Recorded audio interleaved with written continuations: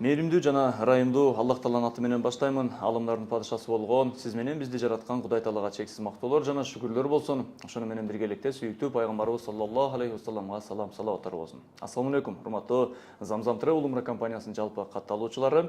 Амансыздарбы? Бүгүн убада бергендей эле дин алымдары менен, устаздарыбыз менен, умра башчылары менен атайын сиздер үчүн маалымат алып берүү үчүн подкасттын эң алгачкы чыгарылышын назарыңыздарга тартуулайбыз. Бүгүн биздин умра башчылардын катарын толуктаган тажрыйбалуу умра башчы устаз Билал болмокчу. Ассаламу алейкум устаз. Амансызбы?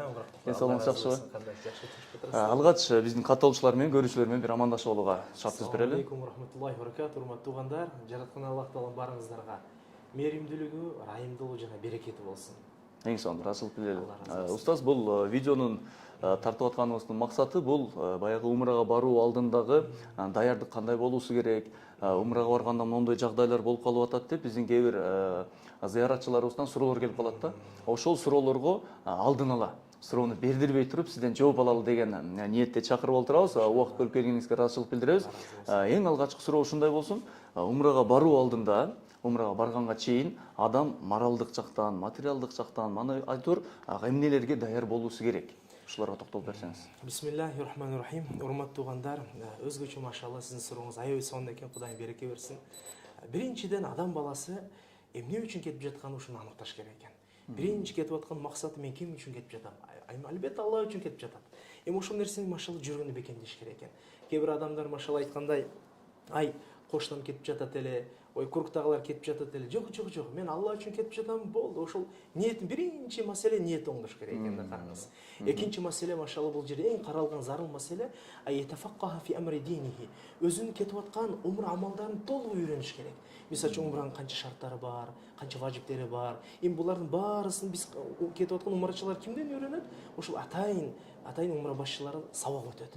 Ошолордун баарысынан машалла үйрөнүш керек. Аны менен биргеликте ошол намаздарын бекемдеш керек, машалла дараттарын үйрөнүш керек. Кетип аткан жерде албетте бир аз сапар машакат болот. Ошол даярдыктарды көрүп, машалла Аллах Таала тооба кылып, эми билген абалда, билбеген абалда канчалык каталар кылган болсо, демек ошолордон машалла тооба кылып, Аллах Тааладан жардам сурап, аракетин машалла белин бекем байлап, улуу болгон сапарга аттаныш керек. Ошондо биринчи маселе ниет оңдош керек экен. Экинчи маселе күнөөлөрдөн тооба кылыш керек. Үчүнчү зарыл болгон маселе машалла кетип аткан жеринин мынакей кадыр баркын билиш керек экен да. Ошол үч нерсеге мен насаат айтат элем биздин көрөрмандарга. Кудай таала береке берсин. Ушул сөзүңүзгө аралжы кылайын. Сиз азыр айттыңыз, сабак болот. Умра башчы менен алдын ала сабак болот дедиңиз. Ушул сабакка катышканга чейин кээ бир учурда баягы интернеттен да маалымат алып атабыз да. Ошол туурабы же интернеттеги кээ бир маалыматтар бул так маалымат болбой калышы да мүмкүн деген коркунуч барбы? Жок, алхамдулилля, биздин Кыргызстанда алхамдулилля көп алымдарыбыз бар, устаздар бар. Өзгөчө мына ушул умра тармагында, ажылык тармагында элге кызмат кылып жаткан алымдарыбыз бар. Эми албетте ошол алымдарыбызды угуп, мынакей сабактарды алса жакшы болот. Бирок өзгөчө кетип аткан эгерде кимдин рейси анык болсо, бул бир. Экинчи маселе умра башчысы анык болсо. Эми албетте умра башчысы менен сүйлөшүп, байланышат дагы, анан кайсы мезгилде сабак болот, сөзсүз сабакка чыкса, бул деле өзүнчө бир паслек да. Умрага баруунун алгачкы кадамдары демек Кыргызстандагы сабактан башталат деген сөз болуп атат, Аябай эң сонун, түшүнүктүү. Устаз, анда экинчи суроо болсун. Бул дагы кайра эле ошол биздин катталуучуларды, зыяратчыларды кызыктырып аткан суроолордун бириси. Таваф деген сөздү угабыз да. Таваф деген сөздү угабыз. Албетте кайсы бир бөлүгү билиши мүмкүн муну. Билбегендер үчүн маалымат иретинде. Таваф деген сөздүн котормосу кыргыз тилинде которгондо кандай которулат жана таваф кандай негизде аткарылыш керек жана таваф учурунда кылына турчу атайын дуалар, атайын зикирлер барбы же ээн эркин ким өзү каалагандай кыла бериш керекпи? Машалла. Таваф деп, урматтуу тууганым, таваф дегени айлануунун атын айтат. Таваф деп. Кабаны айлануу, Ооба, Кабаны айлануу, таваф деп. Ал эми бизде машалла таваф деген сабат ашват, 7 жолу Кабаны айланганыңыз бир таваф болуп эсептелинет да. Кабаны 7 жолу айланганыңыз бир таваф болуп эсептелинет. Тавафтын эң өзгөчө бир шарты дарат менен болуш керек. Макул, чоң ажылыкка барабызбы, же умрага барабызбы, же жөн эле Кабаны 7 жолу айланасызбы? Мындан сизден талап кылынган нерсе биздин шариятыбызда дарат болуш керек экен. Даратсыз айланса анда болбой калат. Ошондон машалла дарат алган абалда эркек киши болобу, аял киши болобу, ажыга барган, умрага барган биздин зыяратчыларыбыз айтор дарат алган абалда таваф кылат. Таваф кылат деген мааниси 7 жолу айланат. Эми албетте сабактардан айтабыз, машалла, Каабанын 4 бурчу болгон болсо, бир бурчу кара таш турат. Ошол жерден старт башталат. Бисмиллахи Аллаху акбар деп башталат дагы, анан 7 жолу айланат. Өзгөчө дагы бир ошол сиз айткан боюнча суроолор бар деп айттыңыз. Өзгөчө таваф кылып атканда, айланып атканда махсус азкарул мухассаса деп коет. Белгиленген зикирлер барбы? Мисалы үчүн биринчи айлануудан паланчыны айтыш керек, экинчи айлануудан муну айтыш керек болсо болбойт. Жок, андай нерсе жок. Айланып атканда, машалла, макул, Куран окуйсузбу? Кайсыл зикир сизге оңой болгон болсо, ошолордун баарысын айта бересиз. Демек, билген дуаны зикирде айтса жетиштүү болот. Өзгөчө болгон бул жерде бир момент бар, кара ташка чейинги болгон бурчектин атын рукунул ямани дейт. Пайгамбарыбыз саллаллаху алейхи ва саллям болгон ошол жерден кара ташка чейин Раббана атина фид дунья хасана ва фил ахирати хасана ва кина азабан нар деген дуаны айтат эле, бул сүннет. Макул, ажылыкта айланасызбы, же болбосо жөн эле умрада айланасызбы? Айтор муну ушул жерде мынакей мындай кыласыз. Ошол сыяктуу эле дагы бир суроо келди. Сафа жана Марва бар го? Сафа менен Марванын ортосунда жүргөндө деле дал ошондой формада айтылат. Кайсы дуа менен, зикир менен сизге оңой болгон болсо, ошолорду айтып, Сафада да, Марвада да бүт ошол дуа, зикирлер менен жүрө бересиз. Айтор, машалла, биздин көрөрмандардан суроо түшкөндөй, ошол максат эмне? Таваф менен Сафа Марва, булардын бардыгынын максаты тафсирде келет, икамату зикрилла. Бунун мааниси Аллах Тааланын зикирин ойготуу. Башкача айтканда, Аллах Тааланы көп эстөө. Биз тавафта дагы, тавафты эмне менен коздойбуз десе, ихрамдар менен эле эмес, тавафтын коздугу зикир менен болот экен. Ошону айткым келип жатат. Тавафтын негизги машалла коздугу бул зикир менен. Намаздын коздугу тасбихтер менен болгондой, тавафтын коздугу зикирлер менен болот. Алла разы болсун. Кудай береке берсин. Эң сонун. Демек, билген дуа, зикирлер менен тавафта аткарсак жетиштүү. Өзүңүз кара таш деп айтып калдыңыз. Ошол кара ташка баруу канчалык деңгээлде зарылчылыгы бар жана милдеттүү түрдө барышыбыз керекпи? Жана эркектер гана барыш керекпи же аялдар да барыш керекпи деген суроо болсун кара ташка. Караңыз, кара таш хажарул асвад. Пайгамбар саллаллаху алейхи ва саллям истилам кылат эле. Кеде кана юкаббилуху. Кеде пайгамбар саллаллаху алейхи ва саллям өбөт эле. Кара ташты өбүштүк же истилам кылып мынакей кол тегип, бул сүннет болот. Сүннет болот. Эркектерге да сүннет, аялдарга да сүннет. Бирок азыркы мезгили мынакей адамдардын караңыз, мынакей умрага барганда көрөбүз, бурчекте элдер бардыгы топтолгон, аялдар дагы, эркектер дагы бардыгы өтө катуу бир пробка кылып алган дагы, анан өзгөчө мынакей эми кара ташка жетем деп эркектер көбүнчө бири-биринин мынакей путтарын депсейт, зыян берет, кабыргасын эме кылат экен, ар кандай зулумдуктар кылат. Эми булардын бардыгы шарияты бул арам. Ыйык жерде мусулманга зыян жетип бул арам болот. Эми караңыз, бир сүннетти аткарам деп көбүнчө биздин умрачылар эми билбеген абалда эми албетте барып менден кара ташка жетем сүннет аткарам деп башкаларына мынакей зыян берип арамга мынакей душар болуп жатат. Эми мен насаатым өзгөчө аялдарга, эже карындаштарга такыр барбасын. Такыр барбаса жакшы болот. Эмеге десе, кийими бар болсо деле, бирок башка эркектердин денеси тиет. Анан ошончо эркектин арасынан калып калат. Эми ал аял деле бирөөнүн машалла эжеси карындашы, бирөөнүн аялы дегендей, бирөөнүн апасы дегендей маселе жатат. Ошондон алыстан эле өз негизи эркектер деле, аялдар деле өз эң жакшысы алыстан эле бисмиллахи Аллаху акбар десе жетиштүү болот. Жетиштүү болот негизинен. Жанына жетип өбүп койсо, ал нур үстүнө нур деген. Нур үстүнө нур болот. Бул нерсе машалла, абалга жараша. Машалла, абалга жараша. Абалга жараша болуш керек. Демек, аял кишилерге нежелательно, орусча айтканда, нежелательно, ал жакка киргенге нежелательно, махрамдардын арасында болгондугу үчүн.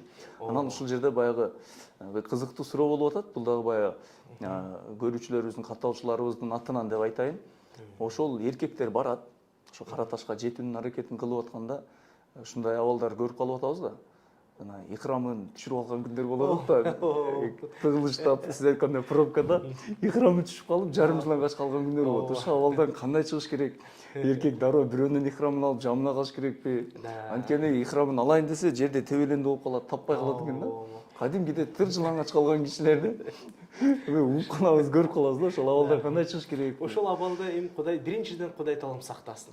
Экөөбүздөн сактасын, көрөрмандар баарыбыз сактасын. Бул өтө чоң бир шермендечилик. Бул эми жаман Жалган айтпай жакшы жок деген жооп суроо болот. Кара ташка жетем деп атып, мынакей үстүдан жок, ылдыйдан жок шыпырып калган, нар жак Саудиядан бар жерин камера тартып аткан, аны бүткүл дүйнө көрөт. Америкада мусулман караса, жанагы адам кара тартып жеттим деп кийими жок да. Кудай таалам сактайын. Эгер Кудай таалам сактасын, эгер ушундай ситуация болуп калса, анда бирөөнүн үстүндөгү нерсе алып берели, ылдыйын оройт. Убактылуу ороп туруш керек. Аны экөө чыгат, чыккандан кийин анан берет өзү мынакей өзүнүн ихрамдарын, башка жактан ихрамдар алып, орап алып, ошол ситуациядан чыгып кете берет. Инсан Кудай таалам бетин ары кылсын мындай нерседен. Ооба, машалла. Кезектеги суроо устаз ушундай болсун, замзам суусу тууралуу. Албетте эми замзам суусунун жаралуу тарыхын көпчүлүк учурда угуп жүрөбүз, дин алымдарынан устаздардан угуп атабыз. Ошентсе дагы бир кыска замзам суусунун тарыхы тууралуу, пайгамбар алейхиссалам кандай сөздөрдү айткан замзам тууралуу, ошол тууралуу бир кыскача маалымат берсеңиз. Замзам суу, машалла, Сахih Муслим пайгамбарыбыз саллаллаху алейхи ва саллям замзам суу боюнча айтат: "Иннаха мубарака". Бул замзам суусу берекелүү суу деп айткан. Мубарака. Ибн Маджа шарифте келет. Пайгамбарыбыз саллаллаху алейхи ва саллям хадисте айтат да, караңыз, машалла, пайгамбарыбыз айтат: "Мау замзам лима шурибала". Замзам суусун ким кандай максатта багыттайт, ошол максат үчүн болуп берет экен да. Бул замзам суусун Алла субханаху ва таала демек берекелүү кылган. Анан өзгөчө, машалла, бир нерсе эске келди. Көп адамдар замзам суусун алып келип өлүктөрүн жуат экен. Өлүктөрүн жуугандар бар. Майрам суу деп коебуз го, биз ошол сыяктуу. Мынакей өлүктөрүн жуат экен замзам суусу менен, дарат алат экен, гусул кылат экен, истинжа, мынакей аны менен биргеликте өзүнүн кепиндерини замзам сууга чылап туруп, анан сыкпай эле корутуп, өлсөм ошого оролом деген маселелер көп болуп атат. Мен умарчылардан байкайм да. Бирок ошол боюнча айтып кетейин. Эми албетте бирөө ошондой кылып замзам менен өлүктү жууса, же неме кылса, бул арам эмес. Бирок замзамдын адеби бар да. Адеби боюнча таква алымдар ошол таквалыкты ыктыяр кылып тандап айтат: замзам суусуну мау замзам лишруб. Замзам суусун бир гана ичиш керек дейт. Демек замзам ошого негиз, мынакей мен айтат элем, насаат кылат элем, замзам суусу менен чай кайнатпайлы. Бир аз ичет, мындай кылып кайра төгүп беришет. Тамактарга неме кылбайлы. Аны өлүктөр жуубайлы. Истинжа, дарат алып, мындай кылбайлы. Эми албетте даратыңыз бар, бир адам айланып атып, дараты бар дагы ысып кетти. Замзам суусун бир аз моюнун мынакей пешинер мындай суулап койду да. Ал боло берет, ничего страшного, боло берет. Но основном замзамды бир гана ичсек аябай жакшы болот да. Демек тамактарга кошсо кандай болот? Ошондой Тамактар кошсо боло берет. Болот, Чай кайнатса бул арам эмес. Бирок алымдар таквалыкты ыктыяр кылып айтат: эң жакшысы ичиңиздер. Демек, эң жакшысы ичиңиздер. Сөзүңүздү бөлдүм, кечирим сурайм. Дарат алса, сөөктү жууса, ушул сыяктуу көрүнүштөр болсо, замзам суусуна урматсыздык болуп калат деген гана жооп болуп атат демек. Болуп калат. Бирок кээ бир учурларда биздин машалла Саудияда алымдарыбыз немелер айтат: боло бер, ничего страшного дейт. Бирок эми албетте машалла Саудиядан анан башка бир жерде дүйнөдө канча алымдарыбыз бар. Алхамдулилlah, Кудай таала өмүрлөрүн береке берсин. Алымдарыбыздын көп таквалыкты ыктыяр кылган вариантында, урматсыз көргөзүшүбүз керек. Бунун мааниси бир гана ичиш керек. Ичиш керек, машалла. Ошол эң жакшы нерсе. Түшүнүктүү. Дуа кылып, машалла, тилектерин окуп ичсе жакшы болот. Дуалар кабыл болот. Замзам суусун тик турган абалда ичүү канчалык деңгээлде зарыл ушул? Бул зарыл Милдеттүү эмеспи? Милдеттүү эмес. Замзам суусунун өзү негизи суулар, суусуңуктар баарысы отурулуп ичет. Эми албетте пайгамбарыбыз саллаллаху алейхи ва саллям заманында, андан кийин жанагындай колодец, замзамдын суунун немесинде элдер жанагындай суу ичип неме кылып атып отурганга мүмкүнчүлүгү болгондуктан туруп ичкен моменттер деле болгон да. Ошондон замзамды туруп ичеби же отуруп ичеби бул маселе эмес. Бирок эң жакшысы отуруп ичиш керек. Оң кол менен кармаш керек, суунун ичине карап, бисмиллахны айтып, дуаларды айтып ичиш керек. Кыблага жүздөнүү? Бул шарт эмес. Ал да шарт эмес. Бирок кыбланы жүздөнсөңүз боло берет. Бул жанагындай макруh же арам жок, сөзсүз жүздөнүш керек деген маселе эмес. Кээде болуп калат, кыбланы билбей каласыз, же кээде унутуп каласыз, бисмилля деп иче бересиз, боло берет. Демек отуруп ичкен эле жакшы болот. Жакшы болот, ооба. Эми өзгөчө ошол нерсени белгилеп кетели, замзам суусун туруп гана ичиш керек деген маселе жок. Туруп ичсе дагы зыян тийбейт бирок. Тийбейт, зыян тийбейт. Ооба, кээде отуруп ичсеңиз дагы боло берет. Ошончо маселе. Бирок отуруп ичүү бул сүннөт. Не только замзам, чай болобу, суу болобу, сок болобу, компот болобу, баарысын отуруп ичүү бул шариятыбызда сүннөт болот. Кымыз болобу, Кымыз болобу. Демек, устаз, кийинки суроо ушундай болсун. Бул дагы өзүбүзгө да берилген суроо бул. Өзүм да ушул суроонун жообун уккум келип жүрдү. Макка Мадинада 5 убак намаздын кайсынысы болбосун, намаздан кийин 2 рекет намаз окулат да. Анан сурасак, бул жаназа намазы деп айтты да. Ошол жаназа намазы тууралуу кээде баягы Орто Азиядан барган зыяратчылар чочуйт экенбиз да. Бул кайсы намаз болуп кетти? Бул не окуймбу же окуй эле кете берсемби? Мен вроде асырда окудум. дагы 2 рекет эмне окуп атышат? Мен шамда окудум эле, 2 рекет сүннөттөн кийин дагы 2 рекет окуп атышат. Бул эмне деп кыжалат болушат экен. Ошол окулуп аткан жаназа тууралуу. Ооба. Өтө сонун суроо. Жаназа намазы урматтуу туугандар өз негизинен өзгөчө манеки Маккада жана Мадинада 5 имам намаздан кийин ар фарз намаздан кийин элан кылат, объявление кылышат. Ар 5 имам намаздан кийин элан кылат. Мисалга жанагындай сөздөр менен ас-салату алал амват ярхамукумуллаху калабыз. Ас-салату алал маййити ярхамукумуллах. Ас-салату алал атфал деп айтышат. Бул эмне үчүн биринчи азанчы эмне үчүн мындай деп элан кылат? Буларны эми албетте арабча билгендер жакшы билет, машалла. Булардын манеки котормолору мисалы үчүн мындай болот да. Ас-салату алал амват, эгерде өлгөн адам балагатка чейин болгон болсо, балагатка чейин жаш балдар болгон болсо, анда азанчы карайтан бардыгы жаш балдар, балагатка чейин жаш балдар. Анда ошол азанчы фарз намаз бүтүшү менен карайтан, ана сразу элан кылат. Ас-салату алал атфали ярхамукумуллах дейт. Жаш балдарга башкача айтканда жаназа окулат деп бир жарыя сап коет. Эгер балагаттан өткөн эркек аял болгон болсо ас-салату алал амват деп коет, эгер көп болгон болсо. Эгер бир эле болгон болсо ас-салату алал маййити ярхамукумуллах деп айтат. Эмне үчүн мындай деп жарыя салып, жар салып жатат десе, ошол намазга катышкандар бардыгы ниет кылсын. Анткени жаназада эркек аялга бир дуа окулат. Бирок жаш балдарга башка дуалар окулат. Жаш балдарга башка дуалар окулат. Ошого жараша манеки өлгөндөргө манеки ошол жаназа алып келген адамдарга жараша дуалар окулсын деген мааниден эме кылат. Эми ал жактын тартиби мындай болот да. Көбүнчө манеки умрачылар барабыз. Баргандан кийин Мадинада болобу же Маккада болобу, биринчи фарз окуйбуз. Мисалы үчүн фарздан кийин сүннөт окушубуз керек да, сиз айткандай. Сүннөт окуш керек. Эми сүннөт окуйын десеңиз деле ошондой объявление болуп туруп эле адамдар кайра намазга туруп алышат да. Ошондой түшүнмөстөр болот. Ошого негиз, машалла, эгерде фарз бүткөндөн кийин бир 30 секунд күтөбүз. 30 секунд эгерде объявление кылбаса, анда жаназа жок экен бүгүн деп сүннөткө тура бериш керек. Эгер 30 секунд аралыгында ага жетип жетпей, эгерде ошондой объявление болсо, анда жаназа бар экен деп сүннөт окуй турабыз. Демек жаназа болбой калышы да мүмкүн. Мүмкүн. Кээ бир мезгилдерде болбой калган. Ал күнү демек объявление кылынбайт даган. Сөөк жок, маркум жок болгон. Маркум жок болот даган. Анан же болсо жетишпей калышат даган. Жетишпей калат. Мисалы пешин намазга эртең менен өткөн, пешинге успеть этпеди, асырга даярдашып атат. Бирок менин баамымда ушул 99% болот окшойт го жаназа.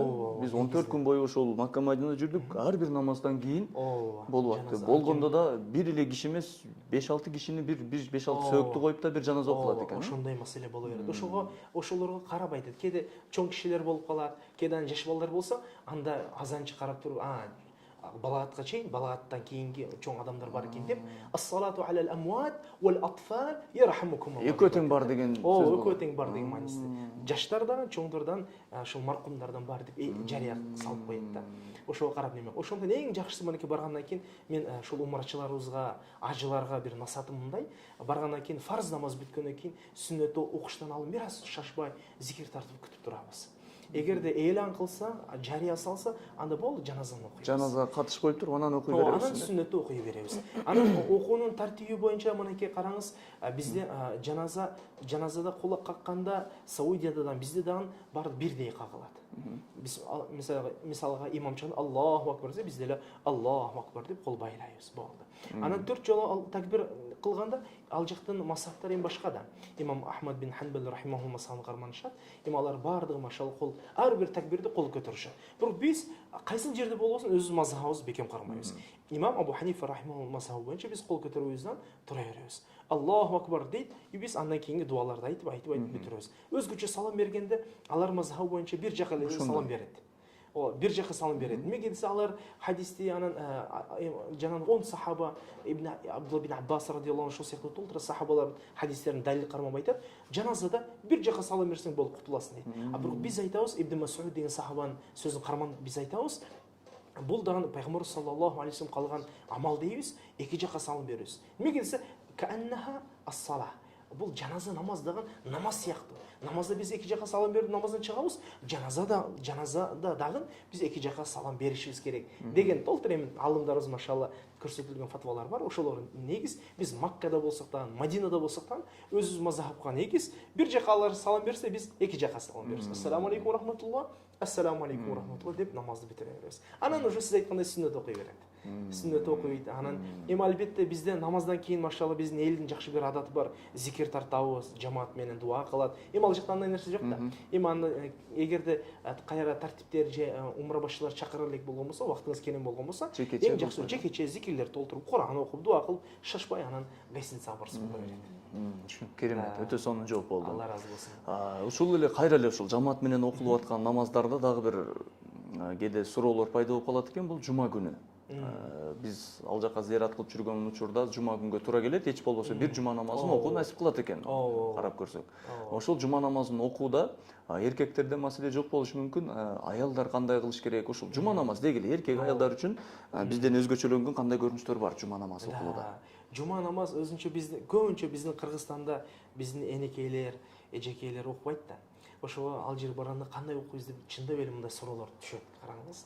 Ошого аял кишилерден, эркектерден жуманы бирдей окуйт. Имамга ыктыда кылат. Ниет кылганда адаттагыдай эле өзүнүн тилинде ниет кылып жума намазын 2 рекет фарзын окуганга, ушул имамга уюдум, ыктыда кылдым деп туруп, калысы Алла үчүн деп туруп имам Аллаху акбар дегенден кийин аялдардан барысы Аллаху акбар деп кол байлашат. И 2 рекет намаз окуйт. Жума намаз пешиңдин мынакей каршысы болуп калат. Пешине биз бул 4 рекет сүннет окуйбуз, 4 рекет фарз, 2 рекет сүннет окуйбуз. Ал жерде набар 4 рекет сүннет окуп алабыз, анан 2 рекет фарз окуйбуз, Кыргызстандагы, и 4 рекет сүннет окуйбуз. Ошол дал ошондой жана айткандай 2 рекет фарз жумадан кийин дагы 30 секунд күтөбүз. Эгер жаназа жок болсо, анда туруп 4 рекет сүннет окуп алабыз. Эгер жаназа болгонсо, жаназадан кийин кайра аялдардан, эркектерден бирдей 4 рекет сүннет окулат. Ошондой тартипте эле жума окулат. Жума окулат, машалла. Азыр ошол эле кайра намазга тиешелүү киши намаз окуп атканда алдынан өткөн болбойт деген нерсе. Ошол нерсенин өкүмү кандай? Бул эми Кыргызстанда мүмкүнчүлүк бар экен, ал жакта Макка Мадинада кээде өтүүгө туура келип калат. Кээде биздин алдыбыздан өтүп калышат кишилер, бир канча кишичи. Ошол намаз окуп аткан кишинин алдынан кесип өтүүнүн өкүмү кандай? Бул өзү негизи өтпөш керек. Бул намаздын эң чоң бөлүгү. Эми албетте өтүп кетсе, имамдын алдынан өтсө дагы, же сиз намаз окуп атсаңыз, сиздин алдыңыздан өтүп кетет го, сиздин намазыңызга зыян жок. Болгондой эми ал күнөөкөр болуп калат. Ал күнөөкөр болуп калат. Ошондой маселе.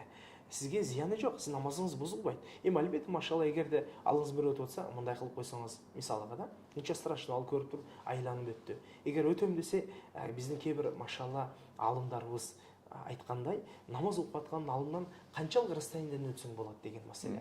Мисалга көзүңүздүн кээ бир алымдардын фатвасы намазга турганда кыямда сиздин көзүңүз мисалы үчүн сажда кылган жер бар, ошол жерге карасаңыз, анан көзүңүз манеки объект нур. Кайсы жерден токтосоз, примерно 3 сап. 3 саптан ары айланып өтсө боло берет. Негизи биздин кээ бир уламаларыбыз, алымдарыбыздын фатвасы мындай.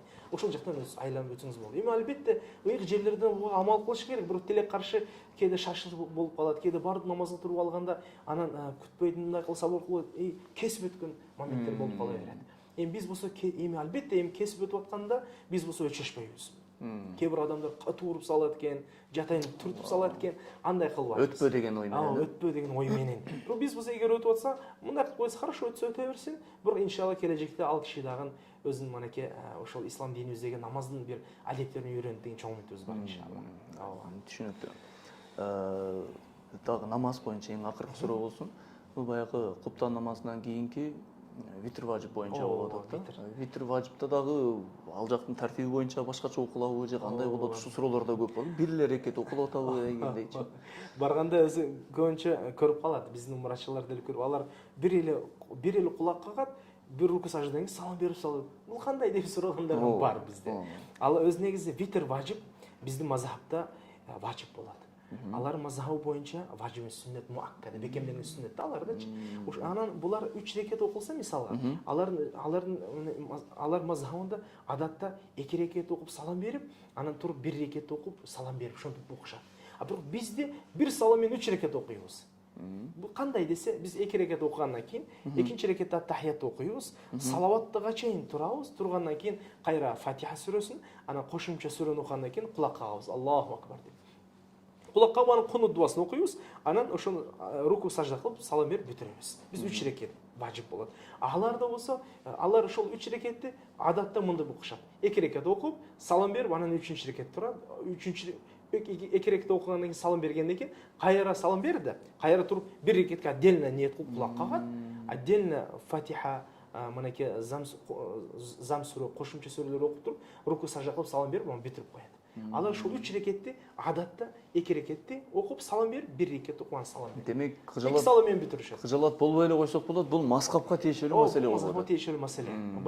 Башкача айтканда алардан окуйт. Биз өзүбүз толук окуй беребиз, 3 рекет кылып. Ошол жана айткандай, ошол биздин ошол умрачыларыбыздын көрөрмандарга айткандай, машалла, биз кайсыл жерде болбойлу, Маккада болобуз, Мадинадабы, Шотландия болобу, Австралия, кайсыл жерде болбойлу, биз өзүбүздүн мазхабыбызга машалла бекем болобуз. Башкача айтканда биздин алымдарыбыз кандай кылып көргөзсө, дал ошондой кылып машалла Кур'ан хадистерди айткаштырып, ибадатыбызды аткарып кете беребиз.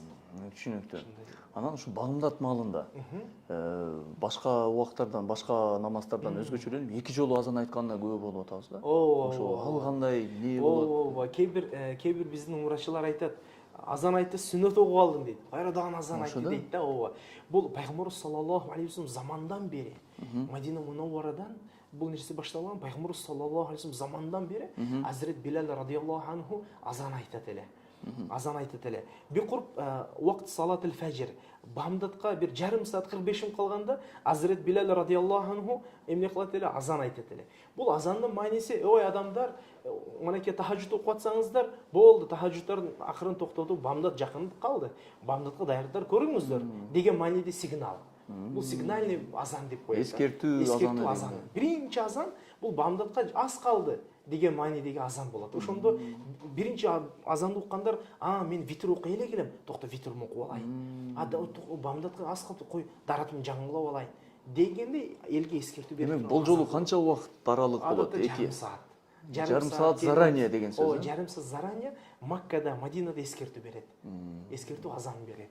Анан уже машалла бамдатка анан азан айтат. Эгер биздин умрачылар биринчи барып алып, билбеген абалда биринчи азанды эле экерге сүннөт окуп алса бамдаттан, анда биз аларга насаат айтабыз. Анда экинчи азан айткандан кийин ушул сүннөттү кайтарып алыңыз дейбиз. Кайтарыңыз дейбиз. Эми бул окуган сүннөтүңүз иншалла сизге сооп болду. Эми буну кайтарып алыңыз. Нафил катары кете берет. Нафил катары кете берет. Бирок бул экинчи азандан кийин ушу бамдат убактысы кирди да. Бамдат убактысы киргенден кийин ушул экерге сүннөт окуңуз, анан экерге фарз окуңуз деп айтабыз. Анткени фарздардын бириси бул намаз убагы кирүүсү. Убакыт кирүү шарт. Ошол себептен кайра баштан окуш керек деген сөз. Өтө пайдалуу болду менимче. Эң соңку суроо болсун. Бул эми балким кээ бир айтышы мүмкүн, өтө эле маанилүү эмес экен деп. Бирок балким фазилеттери бар. Бул баягы кээ бир инсандар бул жактан өзүнүн жеринен куштарга атайын, көгүчкөндөргө жем беребиз деп буяктан алып алышат экен да. Ошол нерсенин зарылчылыгы барбы? Милдеттүүдөй ошол нерсени эске алып алышат экен да. Ошол нерсеге токтолуп берсеңиз. Жок, зарыл эмес. Мен көгүчкөнгө бергенден көрө жамаатыңа бер дейм да.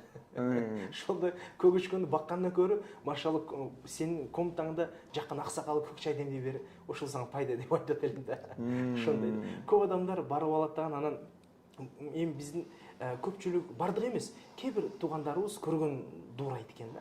Анан караса видеолордо мынакей жем чечип атса, будай алып алышым керек экен. Бул деле өзүнчө мындай экен деп түшүнүп алышат. Жок.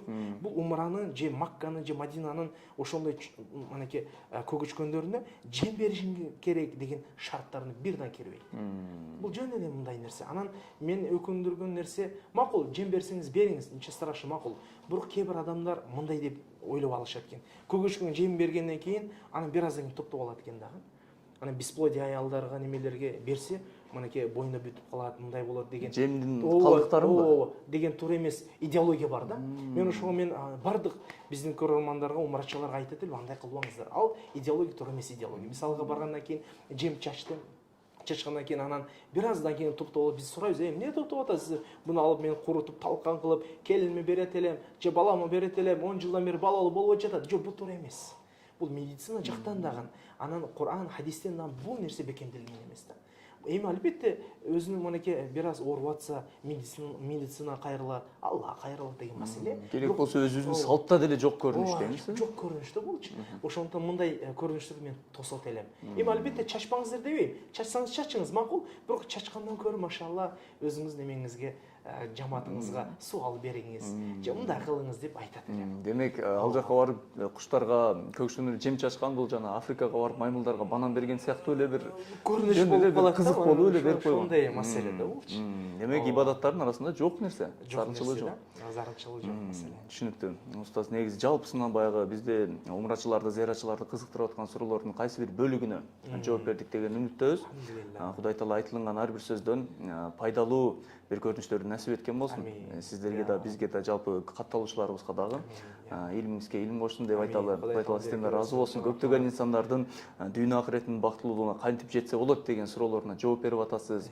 Кудай таала сиздерден ыраазы болгон болсун деп айталы. Өмүрүңүзгө, илимиңизге береке берсин. Сиздерге чоң рахмат. Алла таала кабыл кылсын. Жалпы Замзам Travel умра компаниясынын катталуучуларына, умрачыларына бир жыйынтыктоочу сөзүңүз болсун анда. Машалла. Урматтуу туугандар, Кудай таалам баарыңызга береке берсин, жакшылыктар насип кылсын.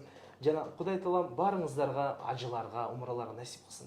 Эми албетте насип кылгандан Кудай таалам баарыңыздарга туура багыттын негизинде жана туура жол жобо менен умраларды аткарганга, ажыларды аткарганга Кудай таалам баарыңыздарга насип кылсын. Иншалла жакшылыктар жолугушабыз. Ассаламу алейкум ва рахматуллахи ва баракатух. Урматтуу көрүүчүлөр, жалпыңыздар көңүл бурганыңыздарга ыраазычылык билдирели. Ошону менен биргеликте алдыда дагы көптөгөн подкасттарды көптөгөн дин алымдары менен, устаздар менен, умра башчылары менен кылмакчыбыз. Андыктан ошо комментарий аркылуу сиздерди кайсы суроо кызыктырып жаткан болсо, ошол суроолорду жазуу түрүндө калтырсаңыздар, биз сөзсүз түрдө буйруса кезектеги интервьюда, подкастта жообун алып беребиз деп айталы. Аманчылыкта жолугалы. Ассаламу алейкум ва рахматуллахи ва баракатух.